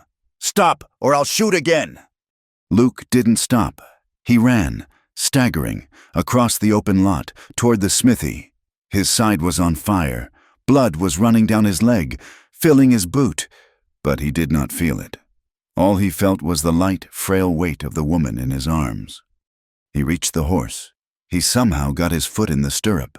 He threw himself into the saddle, pulling Clara up, settling her in front of him, her head lolling back against his chest. He grabbed the reins, kicked the roan with his one good leg, and the horse, terrified by the gunshot, lunged into a gallop. They fled Cold Hollow, leaving the sound of shouting behind them. He did not ride north to the pass. He rode to the only place he could. He rode home. The 5 miles to his ranch were a red, searing haze. He held Clara with one arm, his other hand gripping the saddle horn, just trying to stay on. His vision blurred. The pain in his side was a living thing, clawing at him. He saw the cabin. He saw Gus run out of the barn, his face a mask of confusion. "Gus!" Luke shouted, his voice a cracked roar. "Help me!" He slid from the horse, his bad leg giving way. He would have fallen, but Gus was there, catching him, catching Clara. "My God, boy," Gus whispered, seeing the blood. "My God, what did you do?" "It wasn't him," Clara whispered. Her eyes were closed. It was me." "Get her inside," Luke grunted. "Get her on the bed, the laudanum, get it, and the whiskey." They carried her in, laying her on Luke's narrow cot. The room spun around him. "You're hit," Gus said, looking at Luke's side. "You're hit bad." "Her first," Luke said, bracing himself against the wall. "She's worse." Gus, his hands surprisingly gentle, tore open the shoulder of Clara's dress. The wound was a raw, shredded, bloody mess. The buckshot had torn her flesh from her collarbone to her arm. Gus's face went gray. "Luke, this is too much. I can't." "You can," Luke said. He pushed himself off the wall. "Boil the water. Get the needle." He limped to the cot. Clara's eyes opened. She saw him. She saw the pain in his face. She saw the blood soaking his own shirt. You're hurt," she whispered. "It's nothing," he said, his voice thick. "Luke," she said. She reached up, her good hand, and grabbed his. Her grip was weak, but it was desperate. It's my past, my fault." She was fighting to get the words out. I don't want you to pay for it. Do you hear me? Not for me." He looked at her pale, sweat-soaked face. He looked at the ruin of her shoulder. She had jumped in front of a shotgun for him. "Be quiet, Clara," he said, his voice breaking. "Just be quiet. Gus, bring the whiskey." He spent the next hour in hell. Gus cleaned her wound. Luke held her. He poured raw whiskey onto the torn flesh, and she screamed, a sound that tore his soul apart. He held her down as Gus, his face grim, dug 2 pieces of buckshot from her shoulder. And then Luke stitched her. His hands, caked in her blood and his own, were shaking, but his stitches were small and tight, the same as hers. He bandaged her. He covered her with his blanket. Then he walked to the water basin, leaned over it, and was sick. When he was done, he straightened up. Gus was there, holding a strip of linen and the whiskey bottle. "Your turn," Gus said.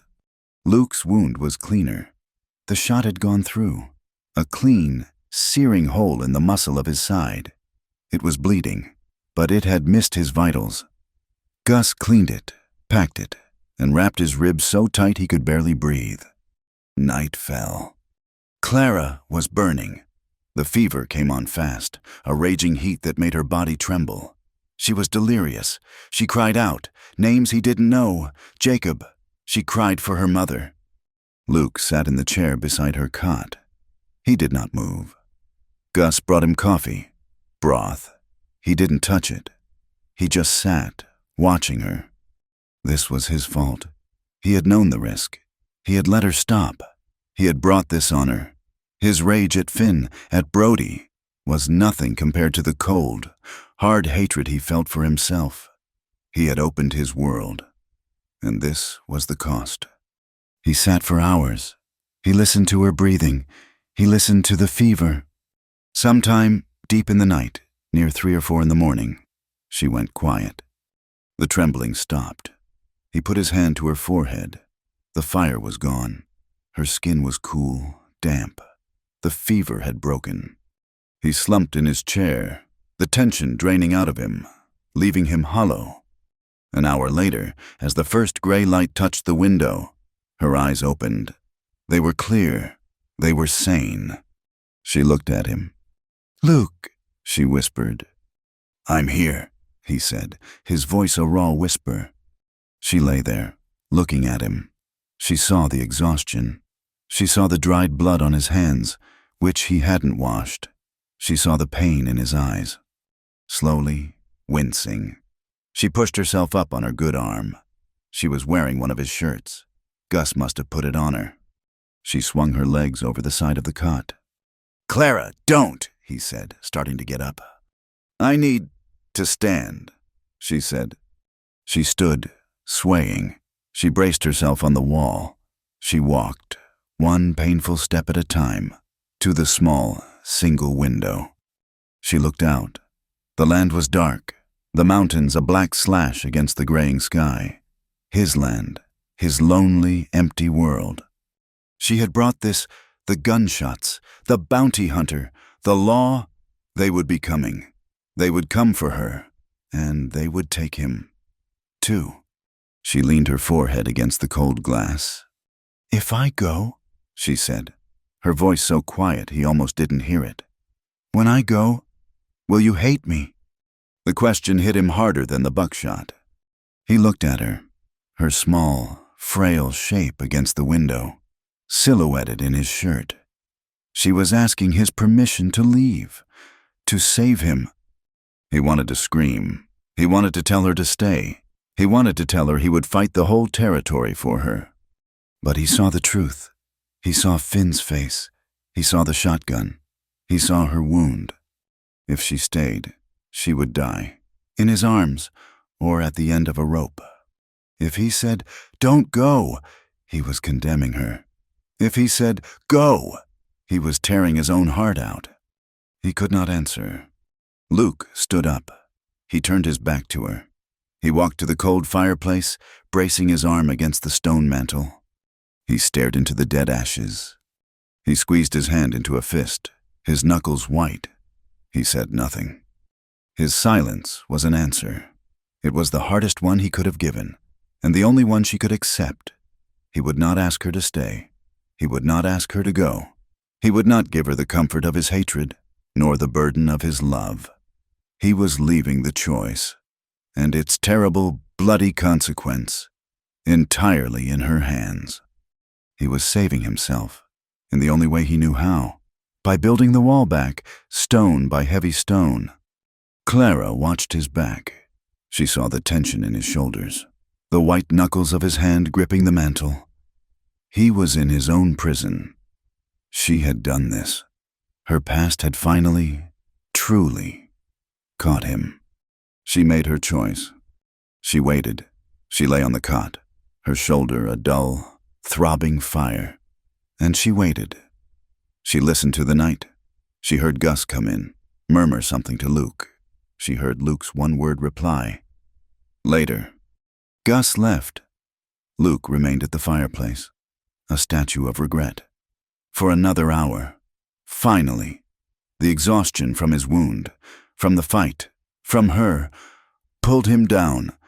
He did not go to the chair. He slumped to the floor, his back against the wall, and fell into a hard, fitful sleep.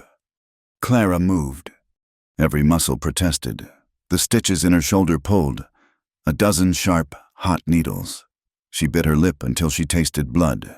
She rose from the cot, silent as a shadow. She was still wearing his shirt. It hung to her knees, a ghostly white in the moonlight. She looked at her own dress, the one she had been shot in. It was in a heap, stiff with her own blood. She would not take it. She found her old dress, the black wool widow's dress, in the corner where Gus had tossed it after he cut her free. It was muddy and torn, but it was hers. It was the uniform of her old life. She would leave it. She needed to write. She looked around the cabin. There was nothing. On a rough shelf, beside a tin of coffee, was a small ledger book, Gus's book, where he tracked feed and supplies. She tore a blank page from the back. She found a nub of charcoal by the cold hearth. Her hand was shaking. Her good arm, her right, was weak. She knelt on the floor, using the bench as a desk. She wrote, the letters crude and dark. She did not write a confession. She did not write of love. She did not write goodbye. She wrote the only words that mattered, the words she had whispered to him in the hunting cabin when they had been free for one brief, fiery moment. Take it off and don't look back. She folded the small page. She went to the cot. The frame was rough pine. She pushed the note deep into a crack in the wood, a place he would not see until he was looking for it. Then she looked at him. He was asleep, his head on his chest, his face etched with a pain that sleep could not erase. She wanted to touch him. She wanted to kneel and put her head in his lap. She wanted to tell him she was sorry. She did none of those things. She found his spare coat, the one he had worn in the storm, hanging on a peg. It was dry. She slipped it on. It was huge, swallowing her, but it was warm. It smelled of him, of smoke and pine, and the faint, metallic smell of his blood. She looked at Gus's rifle, hanging on the wall. She could not take it. She went to the door. She opened it. The cold night air hit her face, a clean, sharp slap. His roan horse was in the corral. It was his best animal. It was his life. She would steal it. It was the last, deepest sin she could commit against him. It was the only way she could survive. She slipped out, closing the door so softly it made no sound. Luke awoke to the cold. The cabin was gray with the light of a false dawn. He was on the floor, his neck stiff, his side a solid, aching block of pain. The first thing he felt was the silence. It was not the shared silence of the night. It was the old silence, the empty one. "Clara," he said. His voice was a rasp. The cabin did not answer. He pushed himself up, his head spinning. He looked at the cot. It was empty. The blanket was folded. "Clara," he called. Louder. The door to the barn opened. Gus stood there, a bucket in his hand. He looked at Luke. He looked at the empty cot. He said nothing. "The horse," Luke said, stumbling to the door. "The roan." "Gone," Gus said. "She took him, sometime before sunup." Luke slammed his fist against the doorframe. The pain from his side shot up, blinding him. He did not care. Damn her. Damn her. "She saved you, boy," Gus said, his voice quiet. She did the only thing she could. Brody and that preacher, they'll be coming. They find her here, they'll hang you with her. She knew it. She took the horse and she gave you your life back. I don't want it, Luke snarled. He limped back inside, his mind racing. Where would she go? North, to the pass, to the railhead. She was hurt. She was on his best horse. He could catch her. He grabbed his saddlebags. He started to shove his things inside. Ammunition, a strip of dried beef. And then he saw it. It was not the note. It was the dress. Her black widow's dress. It was hanging. She had hooked it, deliberately, over the high post of the bed frame, so he could not miss it. It was a scarecrow, a dark, empty shape in the gray light. He stopped. He walked to it. He touched the rough, muddy wool. This was the woman who had arrived in Cold Hollow. The ghost. Tucked into the sleeve, he found the folded paper. He pulled it out. He read the words. Take it off and don't look back. He crushed the paper in his fist. He thought it was about the dress. Her past. She was shedding her skin. He threw the paper to the floor. I'm coming, he vowed. He grabbed his hat. He was halfway to the door when he stopped. He looked at the crushed paper on the floor. He looked at the empty dress. Take it off. It was not about her. Take it off and don't look back. It was a command, to him. It was the armor, the guilt, his past, his scar, his prison. She was telling him to take it off, and she was telling him not to follow. She was releasing him. He stood in the middle of the room, torn. The urge to chase her, to find her, to pull her back, was a physical sickness, but her words were a final, sharp blade. He sank onto the cot. He buried his face in his hands, and he did the one thing she had asked. He stayed. The weeks that followed were a quiet, gray hell. Luke did not leave the ranch. He was a wanted man. Sheriff Brody had put out a warrant for aiding a fugitive, for assault on Elias Finn, for the shooting. Brody, however, was terrified of Luke. He did not come to the ranch. He let the rumors fester. Luke and the widow had shot each other up, and she had fled. Luke was holed up, mean as a wounded bear. The town left him alone. Luke healed. His side closed up, leaving another angry knot of scar tissue. He was a map of bad decisions. He lived, but he was not alive. He was a shell. He worked. He mended the corral. He reshoed the mules. He split wood. He and Gus moved around each other in a silence that was heavier than the winter snows. Gus would cook, leave a plate. Luke would eat, or not. He refused to go to Cold Hollow. Gus went once a week for salt and flour. He brought back news. The Reverend Fields was preaching fire and brimstone, using Clara as his prime example of feminine evil. Elias Finn had recovered, cursed the town, and ridden out, vowing to find his money and the woman who stole it. Luke did not care. He sat on the porch of his cabin, staring north. He was not looking at the pass. He was looking at the past. He was trapped in the memory of her. The hunting cabin, the alley, the window. If I go, will you hate me? His silence was the only thing he had left, and it was eating him alive. The news came in the deepest part of winter.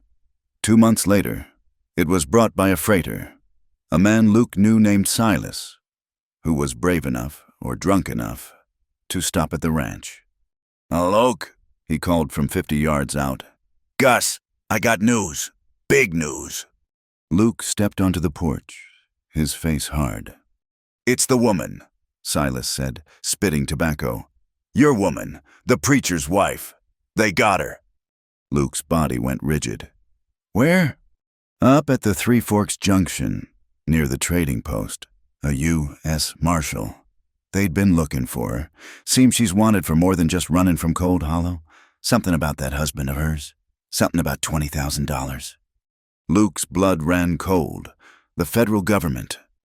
They got her locked up at the army post. Silas continued. Say they're going to transport her to Cheyenne. For trial. They'll hang her. Sure. Luke turned and went back inside the cabin. Well, Silas called, unnerved by the silence. Just thought you'd want to know. Gus watched the freighter ride away. He came to the cabin door. Luke was pulling his rifle from the wall. He was checking the action. He moved to his cot and pulled out a small, heavy box. It was full of coins, silver dollars. His life savings. It was just over $200. Boy, don't, Gus said, his voice a low plea. Luke didn't look at him. He poured the coins into his saddlebag. No, you can't, Gus said, blocking the door. Luke, that ain't Brody. That's the Federals. They'll shoot you on sight. You're a wanted man. You ride in there. You ain't riding out. She's innocent, Luke said, the first words he had spoken in a week. She's guilty of running. She's guilty of stealing your horse. It don't matter what's true. It matters what they say is true. She's innocent. Luke pushed past Gus, his shoulder hard. He went to the barn, saddled his best mule, and rode out. He did not look back. It took him 4 days. The snow was deep in the passes. The wind was a knife. His side ached, a constant, dull throb. He did not sleep. He rode, fueled by a cold, singular purpose. The trading post at Three Forks was a small, frozen fort. It was not a town. It was a stockade, a sutler's store, and a provost marshal's office, buzzing with blue-coated soldiers. He saw her. She was being walked, between 2 guards, from a small log building to the provost's office. She was so thin, he almost did not recognize her. Her hair was lank. She was wearing a rough wool blanket over a dress he did not know. Her face was pale as the snow, her eyes huge and empty. She was a ghost again. Rage, cold and pure, went through him. He dismounted, tying his mule to the rail. He walked past the soldiers. He felt their eyes on him. The scarred face, the hard walk. He did not care. He walked into the provost's office. It was hot, a pot-bellied stove roaring in the corner. A military captain sat at a desk. 2 other men stood by the stove. They were not soldiers. They wore city suits, their coats brushed, their hats clean. They had hard, patient eyes. "Can I help you?" the captain asked, looking up. "I'm here for the woman," Luke said, his voice low. "Clara Whitley." He reached for his saddlebag. "I have money. For her bail." The captain smiled, a thin, unpleasant expression. "There is no bail, friend. This is a federal matter." "He's the one," a new voice said. Luke turned. One of the men in the suit had spoken. He was tall, older, with a gray mustache. "You're Luke, the freighter, from Cold Hollow." It was not a question. "You're the man who assaulted a private agent, Mr. Elias Finn, the man who aided the escape of a federal fugitive, the man who is currently wanted by the county of Cold Hollow." "Luke!" Clara was standing in the doorway, 2 soldiers behind her. She saw him. The life flooded back into her face, a rush of pure, absolute terror. "No, Luke, go, please. You have to go. Leave now." "Bring her in," the gray-mustached man said. He looked at Luke, his eyes assessing. "I am Deputy Marshal Hayes. This is Deputy Marshal Franks. We're not Sheriff Brody, son. We don't care about your bar fight with Finn. We are investigating the embezzlement of $20,000 from the Missionary Society of Illinois." "Then you've got the wrong person," Luke said, his hands clenching at his sides. "She was seen on the train." Franks, the younger marshal, said. "She was with him, his wife, his accomplice." "She is innocent," Luke said. His voice was flat, calm, and absolute. It cut through the hot, dry air of the room. "The man you want is her husband, the Reverend Jacob Whitley." Marshal Hayes raised an eyebrow. "Reverend Whitley is deceased, killed in the line of duty. A martyr." "He is not," Luke said. "He is alive. He staged the robbery. He stole the money. He tried to kill her when she refused to go with him. He left her in the burning wreck. Clara was staring at him, her hand over her mouth, her eyes wide. That's a fine story, son. Hayes said, You have any proof? He had partners, Luke said, his mind racing, pulling the facts from the dark. Elias Finn, the bounty hunter. He was one of them. He admitted it. He came to Cold Hollow looking for her, thinking she knew where Jacob went. The two marshals looked at each other. This was new information. And her? Franks asked, gesturing to Clara. She just walked away. She left him, Luke said. She left him to die because he was trying to kill her. And she ran. She ran from him, not from you. A convenient tale, Hayes said, told by the man who loves her. It's true, Clara whispered. Her voice was cracked, raw. It's all true. He wrote me, before, a letter, about our new life. He said God would provide. A letter? Hayes's eyes sharpened. He looked at the captain. Her effects. The captain produced a small carpet bag. Clara's bag. The one she had arrived in Cold Hollow with. Hayes dumped it on the desk. A comb, a small mirror, and her Bible. Hayes picked up the Bible. He opened it. Tucked inside the front cover was a folded, yellowed piece of paper. He read it. His expression did not change. He handed it to Franks. Franks read it. It's suggestive, he said. Talks about a new beginning in California, a righteous fund. It's dated 2 days before the robbery. This changes the line of inquiry. Hayes said, he looked at Luke. You're telling me Jacob Whitley is alive? I am, Luke said. And Elias Finn was his partner. Yes. And you'll testify to that, under oath. I will, Luke said. And you, Hayes said, turning to Clara. You will testify that your husband, a man of God, is a thief and a killer.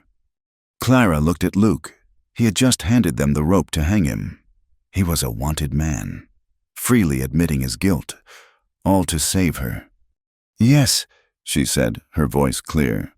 I will. Marshal Hayes was silent for a long time. He looked at the letter. He looked at Luke's hard, scarred face. He looked at Clara's terrified, defiant one. This is no longer a simple case, he said. He turned to the captain. Send a wire to Santa Fe. I want to know everything about Elias Finn. I want to know about all bank transfers out of Santa Fe for the 2 days after that robbery. And send a wire to the Texas Rangers. I want to know about any new preachers, any Brother Jacobs, who have shown up in the last 3 years. The investigation expanded. It was no longer about a frightened woman. It was about a conspiracy. Luke was held, not in a cell, but in the barracks.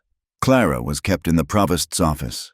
For 2 weeks, the telegraph wire sang, and the truth, the one Luke had believed in, began to surface. Elias Finn was, indeed, a known swindler. He had been seen in Santa Fe with a man matching Jacob's description.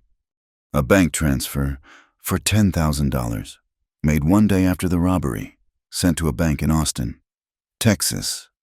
And then the final wire. From the Texas Rangers. They had found him. Reverend Jacob Whitley, living as Prophet James, had been arrested outside a small town. He had been preaching, healing, and swindling. When they arrested him, he had $9,000 in a floor safe. He confessed. He confessed to everything. The theft, the robbery. He blamed Finn, and he blamed his wife, the Jezebel, who had tried to kill him, who had left him to burn after she realized he would not share the money. Marshal Hayes read the telegraph. He folded it. He walked to Luke. Your story holds. He went to the office, where Clara sat. Your husband has been arrested. He has confessed to the primary crime. He looked at her, his face softening for the first time. His testimony paints you as a villain, ma'am, but his confession to the theft, and your letter, and the timeline, They make you a victim, not an accomplice. The U.S. attorney will want your testimony, but you are no longer a fugitive. You are a material witness. He unlocked the door. You are free to go. Marshal Hayes released Luke from the barracks. The captain returned his gun and his saddlebag, which was significantly lighter, his $200 having gone to pay for his food and lodging, and for Clara's. The warrant from Cold Hollow was still a matter for the county, but Hayes made it clear he would be sending a report. Luke's testimony against Jacob and his role in capturing Elias Finn had balanced the scales. He was a free man. He stepped out into the frozen yard of the trading post. The sky was a hard, bright blue, and the air bit at his face. He looked around, his body tense, expecting her. She was gone. The post was busy with soldiers and trappers, but she was not among them. He felt the cold settle inside him, a familiar, hollow ache. He had done it. He had faced his own past, testified, and cleared her name, and she had left. He walked to his mule, his side aching, his steps heavy. She left this for you. It was Marshal Franks, holding a folded piece of paper. Caught a ride on a supply wagon, heading south. Said her business was done. She seemed in a hurry. Luke took the note. It was not his. It was torn from a ledger. Her handwriting was shaky, the charcoal smudged. It did not say goodbye. It did not say thank you. It said, I will be on the hill, the one above the arroyo. Where the hunters stay, I will wait. Luke crushed the note in his hand. He did not say a word to the marshal. He swung himself onto the mule, his body stiff with pain and cold. He turned the animal south, back toward the land that had nearly killed them both. He rode for 4 days. The journey that had been a desperate, ice-flecked race was now a slow, agonizing crawl. He was not riding in a rage or in fear. He was riding in hope, and that felt more dangerous than anything. He did not sleep. He rode, and he let the cold wind scour the last of the prison, the last of the fear, from his mind. He did not go near Cold Hollow. He bypassed the town completely, staying high in the foothills, following the game trails he had known since he was a boy. He followed the creek bed where he had first found her, shattered and running. He passed the dark, silent outline of his own ranch. He saw no smoke from the chimney. Gus was gone, likely moved on. It did not matter. He kept climbing. He pushed the mule up the last, steep ascent, the path to the hunting cabin. The pines were thick, the air thin and sharp. He broke through the tree line into the small clearing, and he stopped. She was there. She was sitting on a fallen log, her back to him, looking out over the vast, empty, sun-scorched valley. She was wearing a gray wool dress, something the marshal's wife must have given her. Her hair, the color of dark honey, was unbound, and the high country wind was pulling strands of it across her face. She looked so small, he thought he might have imagined her, a speck of life in the raw, brutal landscape. He dismounted. His boots made no sound on the thick carpet of pine needles. He stood, 10 yards behind her, afraid to speak, afraid to break the spell. She turned. She must have heard his breathing, or the jingle of the harness. She turned, slowly. Her face was gaunt. The weeks as a prisoner had hollowed out her cheeks, and her eyes seemed too large for her face. They were red, raw, as if she had been weeping for days. She looked at him. She saw him, the real scarred, solid man standing in the clearing, and she smiled. It was not the smile of a widow. It was not the smile of a victim. It was a real, true, and agonizingly beautiful smile. It was the first one he had ever seen. Luke felt the armor he had carried for 10 years, the armor of Yuma, the armor of his solitude, crack and fall away. They stood in the silence. The wind was the only sound. He did not move. He could not. He had done his part. He had come. The rest was her. Clara rose from the log. She did not run. She walked. her steps measured, her eyes never leaving his. She walked across the clearing, closing the distance between them. She stopped, close enough to touch, close enough for him to smell the scent of pine on her, and the cold, clean air. She raised her hand, her right hand, the good one. She lifted it, slowly, her fingers trembling. She brought it to his face. Her palm was cold. She laid it against his jaw, against the rough stubble and the old scar. Luke closed his eyes. Her touch was everything. It was forgiveness. It was a promise. It was an anchor in the wind. He did not speak. He did not move. He just stood, frozen, letting her feel that he was real, that he had come. She let out a long, shuddering breath, a sound that was half a sob, half a laugh. "You're here."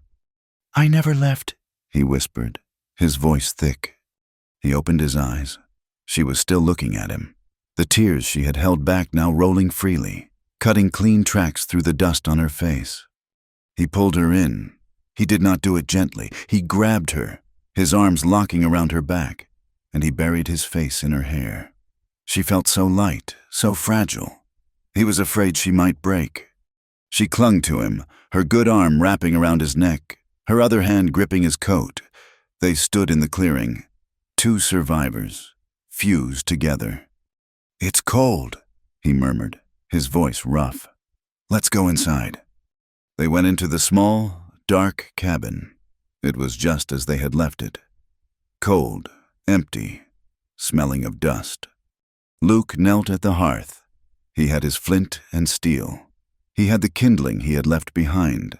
His hands, sure and steady, built a fire. Clara watched him.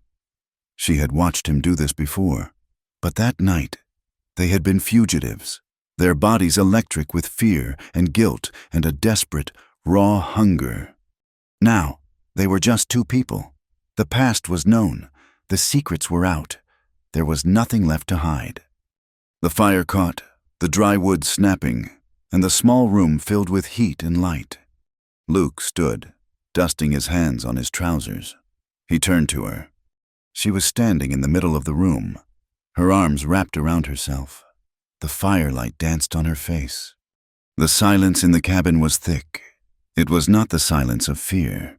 It was the silence of anticipation. He did not move toward her. He had given his testimony. He had given his confession. He had come. He would not take one more thing from her. He waited. Clara took one step, then another. She crossed the small room until she was standing directly in front of him. She did not reach for him. She just leaned her forehead against his chest, against the rough wool of his coat. She closed her eyes. She felt his heat. She heard the strong, steady thump of his heart. "I am so tired," she whispered. "Rest," he said. His arms came up, slowly, and wrapped around her. He held her. He just held her. They stood by the fire, breathing, for a long time. It was not the desperate, clinging hold of the storm. It was a different kind of embrace. It was an ending. Later, they sat on his bedroll, the same rough wool blanket. He kissed her. It was not the kiss from that first night. That had been a drowning, a desperate, breathless collision of two starving people. This was slow. This was a relearning. He was gentle, his lips tracing her mouth, his hand coming up to cup her face. He was mindful of her scarred shoulder. The desire was still there. It was a deep, burning coal. It was a fire that had been banked, but had never gone out. It was sharp and hot and real. But this time it was not mixed with guilt. It was not hurried. It was not an escape. She kissed him back, her hands tracing the lines of his face, the scars on his neck. They came together not as fugitives, but as partners. It was not the darkness. It was the firelight. It was slow and deep and healing. It was the unmaking of all the pain. It was a promise made not in words, but in the slow, deliberate, trusting touch of two people who had seen the worst of each other and had chosen to stay. After They lay tangled in the bedroll. The fire was dying. The cabin was warm. Clara lay with her head on his good shoulder. She was quiet for a long time, listening to the wind outside. "Luke," she said, her voice small. "I'm here. I don't need promises." He waited. "I've had promises," she whispered to the darkness. "They were beautiful, and they were all lies. I don't need them."